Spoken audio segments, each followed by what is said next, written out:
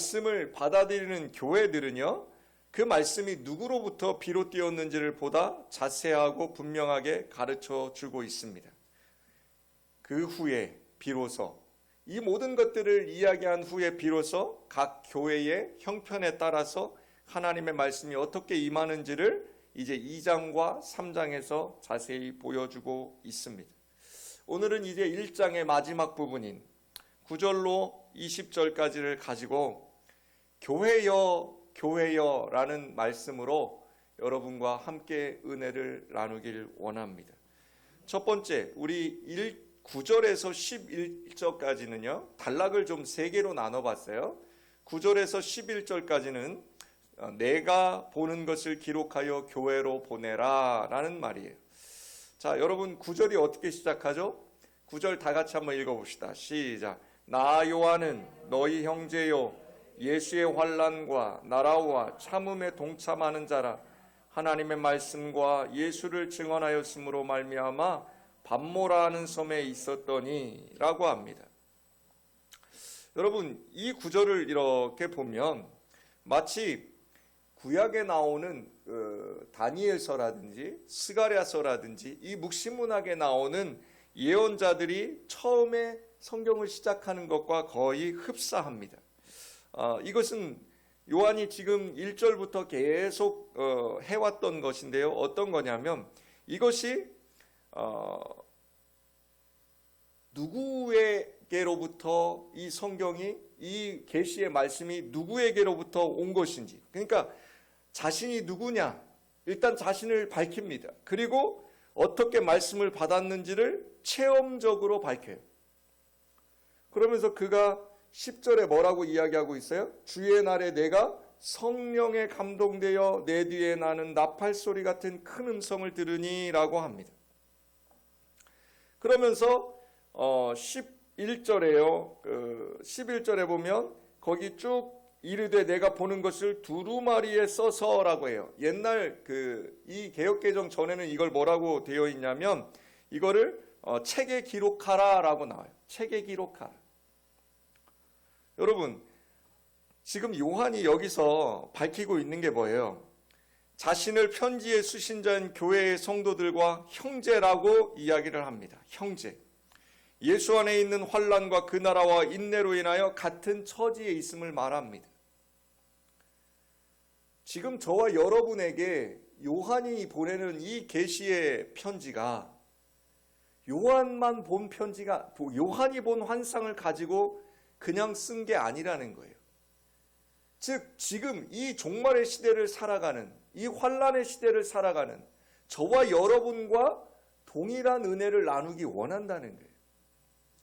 즉 여러분의 삶 가운데 지금 혹시라도 환난이 닥쳤습니까? 시련이 닥쳤습니까? 여러분, 우리 교회 가운데 여러 가지 문제가 있습니까? 여러분, 이것을 요한은 뭐라고 이야기하고 있어요? 너희들만의 문제가 아니라는 겁니다. 그 문제는 지금 나에게도, 이 편지를 기록하고 있는 지금 나에게도 동일한 환난과 그 문제가 있다라고 이야기를 하는 것입니다. 그래서 그는 우리에게 형제라라고 이야기를 하는 겁니다. 사랑하는 여러분, 예수 안에 있는 성도들의 삶이라는 것이 늘 행복하고 늘 좋으면 얼마나 감사하겠어요. 그러나 성경은 계속해서 우리에게 이야기합니다. 예수 안에 있는, 예수 믿는 성도들의 삶은 환난이다. 그리고 인내다. 여러분, 이것이 이해되어지십니까? 그런데 재밌는 것은 이 환난과 인내를 통해서 우리가 그 나라에 들어가고 또 제사장이 될 수 있음을 분명하게 가르쳐주고 있습니다. 6절 한번 보실래요? 1장 6절. 6절에 뭐라고 돼 있어요? 그의 아버지 하나님을 위하여 우리를 나라와 제사장으로 삼으신 그에게 영광과 능력이 세세토록 있기를 원하노라. 아멘. 이렇게 되어 있습니다. 사랑하는 여러분, 요한도 하나님의 말씀과 예수 그리스도에 대한 증언 때문에 지금 어떤 처지예요? 밤모섬에 유배되어 있다는 것입니다. 그가 홀로 그 밤모섬에 유배되어 고초를 당하면서 이것은 나에게만 당하는 고난이 아니다. 내가만 겪는 환난이 아니다. 사랑하는 형제 여러분, 여러분에게도 이런 환난과 고난이 닥칠 것입니다. 그러나 여러분, 인내하십시오. 인내하는 자들은 반드시 하나님의 나라와 제사장의 나라가 될 거라고 그는 우리에게 말하고 있다는 것입니다.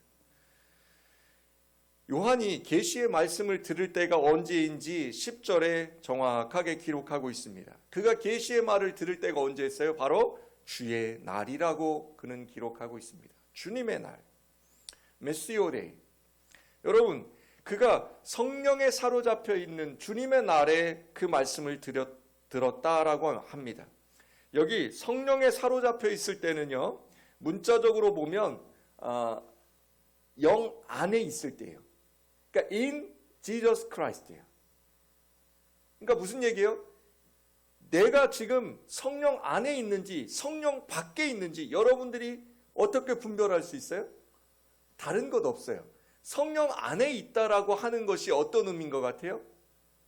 여러분 어렵게 생각하지 마시고 성령 안에 있다는 것은 뭐예요? 내가 예수 그리스도와 뭐 하고 있다는 거예요? 교제하고 있다는 겁니다.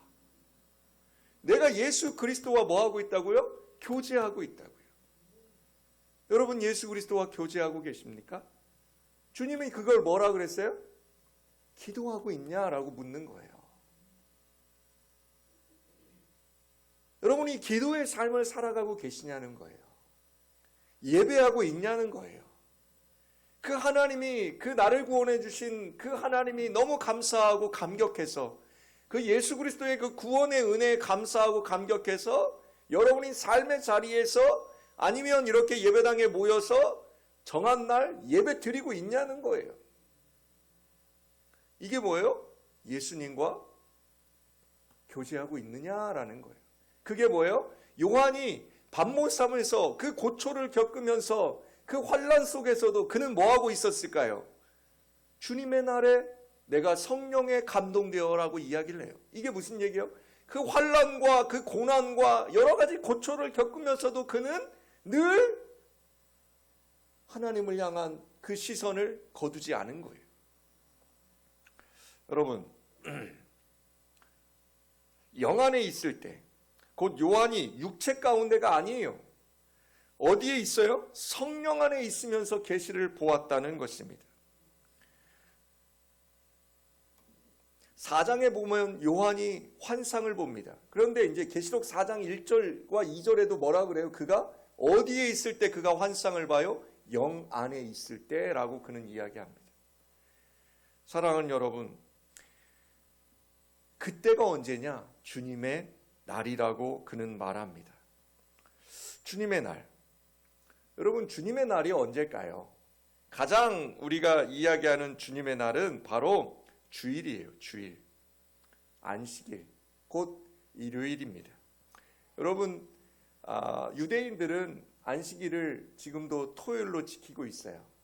구약의 교회에서는 그랬어요. 그러나 신약의 교회에서는 안식일이 주일이 된 이유가 뭐예요, 여러분? 바로 부활하신 주님을 기념하기 위해서 그래요.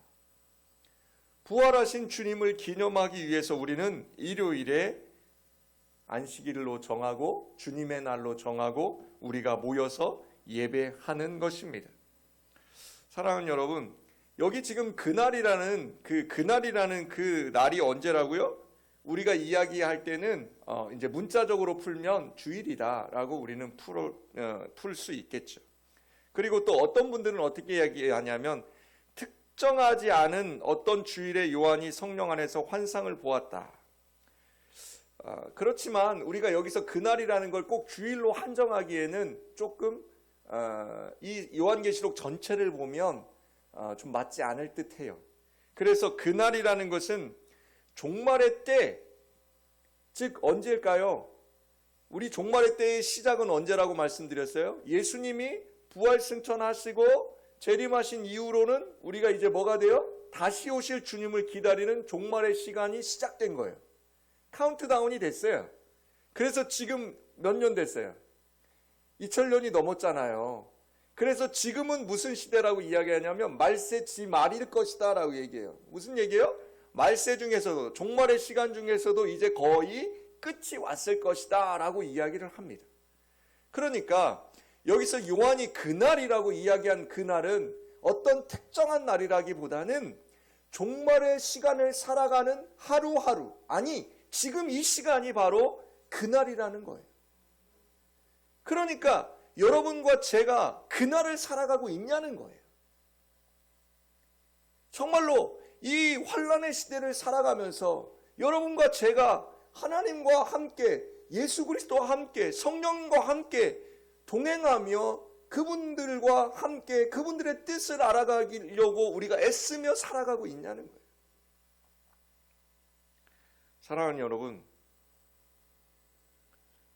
우리가 우리 각자의 삶의 자리에서 삶을 살아가다가 주일날 우리가 함께 모여서 예배하는 것, 그게 굉장히 성경적이에요. 왜 그래요? 우리는 교회이기 때문에 각자의 자리에서 살아갈 수 있어요. 그러나 중요한 것은 혼자서 살아가는 것보다는 교회된 여러분들이 이렇게 날을 정해서, 주의 날을 정해서 함께 모여서 함께 찬양하고 함께 서로 격려하고 함께 하나님의 나라를 바라보며 그렇게 살아가는 그 날이 언제예요? 바로 주의 날, 오늘 주일이라는 거예요. 그래서 우리는 교회가 모이는 예배를 중요시하는 거예요. 어떤 사람들은 교회가 모이는 이유를 헌금 때문이라고 이야기를 합니다. 여러분, 절대 그렇지 않습니다. 그것은 일부분에 불과합니다. 왜 우리가 비대면 예배가 1년 이상 길어지면서 교회에 생기는 문제가 뭐예요? 개인의 신앙은 지키려고 노력을 하지만 우리 공동체적인 신앙에 주는 유익은 점점 잃어버리고 있어요. 요한이 지금 우리에게 전하는 메시지가 뭐예요? 이 계시록에 전하는 메시지가 그날을 기억하라는 거예요. 그날을 바라보라는 거예요. 사랑하는 여러분, 그러면서 요한은 10절에 또 뭐라고 이야기해요? 나팔 소리처럼 울리는 큰 음성을 들었다는 겁니다. 이 나팔 소리가 성경에 자주 나옵니다. 특히 구약 성경에 보면 여러분, 하나님께서 모세에게 십계명과 율법을 주시기 위해서 시내산에 강림하십니다. 그게 출애굽기 19장에 나오는데 그 하나님의 강림을 바라보는 그 모세의 눈에 뭐가 보이냐면 많은 구름, 그 다음에 뭐예요? 번개, 그 다음에 뭐예요? 이 나팔 소리가 울려 퍼집니다. 누구의 강림이요? 하나님의 강림에. 즉 요한은 이렇게 이야기하는 거예요. 교회에게 주시는 계시, 하나님께서 모세를 통해 이스라엘에게 율법을 주시는 것, 이걸 뭐 하는 거예요? 동일시하는 거예요. 그러니까 요한계시록을 풀 때 제가 전제 조건을 말씀드렸죠. 무엇으로 봐야 된다? 성경을 통해서 꼭 보셔야 돼요. 여러분, 지금 이 모습이 요한이 어디에서 그냥 막 보는 게 아니라 마치 시내산에 강림하시는 하나님의 모습을 어디에서요? 지금 요한이 환상 속에서 보고 있는 거예요. 사랑하는 여러분, 그러면서 그 음성이 요한에게 11절에 이렇게 이야기합니다. 내가 보는 것을 책에 기록하라. 여기 우리 성경에는, 개역개정에는 뭐라 그래요? 내가 보는 것을 두루마리에 써서라고 이야기합니다. 예전 성경이 이건 제가 봐서는 더 좋은 것 같아요. 책에 기록하라. 여러분, 이게 뭐예요? 바로 하나님께서 모세에게 뭘 주셨어요? 십계명을 쫙 돌판에 새겨주시잖아요. 시내산에서. 그것처럼 요한에게도요, 뭐예요? 이 하나님의 백성, 그러니까 요 시내산에서 구약 백성에게 주신 그 십계명이 뭐예요? 애프터 서비스예요. 무슨 얘기냐? 하나님이 세상을 창조하시고 인간을 만드셨고 그 인간들이, 우리 사람들이 이 땅에서 어떻게 살아가야 될지를 가르쳐 주시는 게 뭐예요? 십계명이라면 요한계시록을 통해서 주시는 이 말씀이 여러분 잘 기억하셔야 돼요. 왜 하나님은 이 계시록의 말씀을 요한에게 주셨느냐? 다른 게 아니에요. 이 환난의 때에, 이 종말의 때를 살아가야 될 주의 백성들이 어떻게 살아가야 되는지를 가르쳐 주시기 위해서 이 말씀을 기록하라라고 이야기하시는 거예요. 아멘. 구약의 백성들이 그래서 뭘 해요? 이 십계명을 지키기 위해서, 율법을 준행하기 위해서 열심을 냈잖아요. 신약의 시대를 살아가는 저와 여러분이 열심을 내야 되는 게 뭐예요? 바로 이 계시록에 나와 있는 이 말씀을 지키려고 저와 여러분이 인내해야 돼요. 요한계시록을 통해 종말의 날에 임할 심판에 대해 경고하는 것과 같이, 여러분 그 경고의 말씀 앞에 누구를 대표해서 이야기해요? 7 교회를 딱 지정해서 하나님이 말씀을 주세요. 그런데 이 7 교회가 확장되면 누구라고요? 온 땅에 있는 교회들이고, 그 7 교회가 온 땅에 있는 교회들이 더 확장되면 누구예요? 바로 교회인 저와 여러분에게 주시는 말씀임을 기억하시길 부탁드립니다. 그래서 계시록 3장 22절에 보면 요한은 이렇게 이야기합니다. 3장 22절, 우리 3장 22절 한번 성경 넘겨서 한번 보실래요? 여러분 잘 들으셔야 돼요. 3장 22절입니다. 시작. 귀 있는 자는 성령이 교회들에게 하시는 말씀을 뭐 할지어다? 들을지어다. 아멘. 여러분, 저와 여러분 귀가 있잖아요. 귀 없는 사람 없잖아요. 귀 있는 자는 뭐 할지어다? 들을지어다. 이 말씀을 귀 기울여 듣기를 주님의 이름으로 축복합니다. 그러면서 12절과 16절에는 이제 예수님의 모습이 쫙 나옵니다. 1장 12절과 16절에는 이제 요한이 그 몸을 돌이켜서 딱 보니까 이제 7 금촛대를 봅니다. 제가 저번 주에 말씀드렸죠? 계시록에 7이라는 숫자가 많이 나올 거다라는 말씀을 드렸는데, 여러분 이 7은 어떤 숫자예요? 완전한 숫자예요. 그러니까 여기에다가 이 숫자에다가 또 의미를 더 가지고 이상하게 계시록을 풀어가요. 여러분 이거 잘못된 겁니다. 그렇게 푸시면 안 됩니다. 계시록은요 문자적으로만 보실 게 아니라 뭘 해야 돼요? 상징적으로 생각하시고, 구약 성경의 묵시록에 보면 이게 다니엘서나 호세아서나 스가랴서를 보면 이것이 다 나와 있어요. 요한이 엉뚱한 것을 생각하고 엉뚱한 것을 본 게 아니라 그 구약 성경에 있는 이미 다른 구약의 선지자들이 봤던 그 환상을 요한도 동일하게 보고 있어요. 자, 오늘 이 12절과 16절에 보면 이게 딱 나와요. 여기 지금 7 금촛대가 있죠. 그리고 나서 13절 한번 같이 보실래요? 13절. 촛대 사이에 인자 같은 이가 발에 끌리는 옷을 입고 가슴에 금띠를 띠고 라고 나오잖아요. 여기 13절에 이 인자 같은 이가 어디에 나오냐면 다니엘서 7장 13절에 보면 나와요. 곧 메시아, 바로 예수님이라고 말하고 있는 거예요. 예수께서 성전에 계시는데 7 금촛대 사이에 계십니다. 그러면서 거기 지금 또 모습이 나오는데 스가랴 4장에 보면 온 세상에 두루 행하는 여호와의 눈으로서 7 등잔이 하나님의 성전에서 불을 밝히고 여호와의 눈은 온 세상을 향하십니다. 그리고 요한은 또 여기에 인자 같은 분이 발에 끌리는 긴 옷을 입고 가슴에는 금띠를 띠고 머리와 머리털은 흰 양털과 같고 막 이렇게 쭉 설명하잖아요. 이게 어디 나오냐면 출애굽기 4장에 보면 제사장이 입는 그 옷이 이런 모습이에요.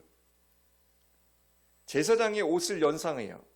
그리고 가슴에 금띠를 두르는 것, 여러분 이것도 제사장이 그 옷을 입고 거기에 에봇이라는 것을 두르는 장면이 나오죠. 그것과 비슷해요. 그러니까 한번 여러분이 상상을 해보세요. 제사장의 옷을 입으신 분, 그리고 그 옷을 입으신 분이 어떻게 해요? 7 금촛대 사이에 서서 계시다는 거예요. 근데 그 인자 같은 분의 머리털이 하얘요. 그건 다니엘서에 보면, 다니엘서 7장에 보면 이 모습이 나와요.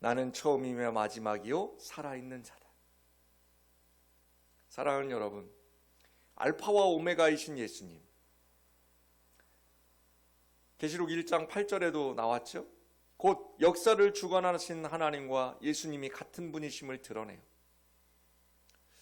그리고 이사야서 41장에도 이사야서에 이 말씀이 쭉 많이 나오는데, 하나님이 만물의 창조주로서 만물보다 앞서 계시고 또 만물들로 종말적 성취를 이어가실 분이라고 예언하고 계세요. 근데 그 다니엘서의 말씀을 요한이 잘 드러내고 있는 거예요. 자, 그러면서 살아있는 분, 죽으셨다가 다시 살아나신 분, 죽은 사람들의 첫 열매, 사망과 지옥의 열쇠를 가지신 분, 예수님이 이렇게 자기를 소개하신다니까요. 여러분, 그러면서 요한에게 명령을 하시잖아요. 내가 본 것과 지금 일어날 일들과 이 다음에 일어날 일들을 기록하라. 여러분, 이 단락이 실은 요한계시록 전체의 주제예요. 요한계시록 전체의 주제가 여기 나오는데요. 그게 뭐냐면 바로 이 일들을 뭐하라? 기록하라. 책에 기록하라. 여러분, 왜 그럴까요? 예수님이 제일 먼저 권능의 손을 요한에게 얹고 하시는 그 말씀이 뭐예요? 두려워 말라예요. 여러분, 이 두려워 말라를 마치 우리가 잘못 해석하면 우리의 환난과 걱정과 근심 속에서 두려워 말라라는 단어로 쓸 수 있어요. 그런데 여러분, 이 단어를 그렇게 쓰시면 안 돼요. 여기서 두려워 말라라는 말은 뭐예요? 그 당시 하나님을 본 자들은 뭐 할까 두려웠어요? 죽을까 두려웠어요. 왜요? 죄인된 사람이 하나님을 보면 그 즉시 죽었어요. 구약 성경에 보면 제사장들이 성소에 나갈 때 여러분 이렇게 앞으로 걸어 못 갔어요. 어떻게 가요? 뒷걸음질 치며 갔어요. 하나님을 보기 두려워했어요. 모세가 얼마나 두려웠는지 몰라요. 그래서 하나님을 볼 수가 없었어요. 죽을까? 그런데 여기 지금 두려워 말라라고 주님이 나타나서 하시는 말씀은요, 예수 그리스도가 하나님의 권세와 동일한 권세를 갖고 계시며 또 예수님이 저와 여러분에게 하시는 말씀이 요한에게 왜 두려워 말라 그래요? 죽지 않는다는 거예요. 이것은 뭐예요? 오히려 역설적으로 저와 여러분이 하나님을 바라봐야만 뭐 할 수 있어요? 살 수 있다는 거예요. 사랑하는 여러분, 하나님의 구원의 경륜과 비밀을 감추지 않으세요. 제가 계시에 대해서 설명했죠. 계시는 뭐 하는 것이다? 밝히 드러내는 것이다. 덮었던 것이, 감추어졌던 것이 벗겨지는 것이다. 여러분, 얼마나 감사합니까? 하나님의 그 구원의 경륜을 우리에게 알게 하셔서 밝히 드러내 주셔서 우리가 뭐 하고요?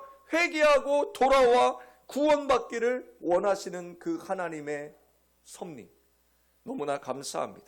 그런데 그 비밀의 중심에 누가 있어요? 교회가 있다는 것입니다. 세상의 교회는 분명 문제가 있습니다. 아니, 우리 교회도 문제가 있습니다. 교회된 여러분들도 다 문제가 있습니다. 책망할 것이 없는 교회에도 박해와 유혹의 위협이 닥칠 것이고, 책망받는 교회들 또한 박해와 위협이 있다는 것입니다. 그러나 교회된 여러분을 통해서, 우리 예수향기 교회를 통해서, 아니 이 땅의 모든 교회를 통해서 하나님께서는 구원의 경륜을 이루어 가시기를 원한다라고 말씀하십니다. 그래서 책망도 하십니다. 저와 여러분에게 하나님께서 그 채찍을 들으시는 것은 여러분과 제가 싫어서가 아니라, 버리려고 하는 것이 아니라 뭐 하려고요?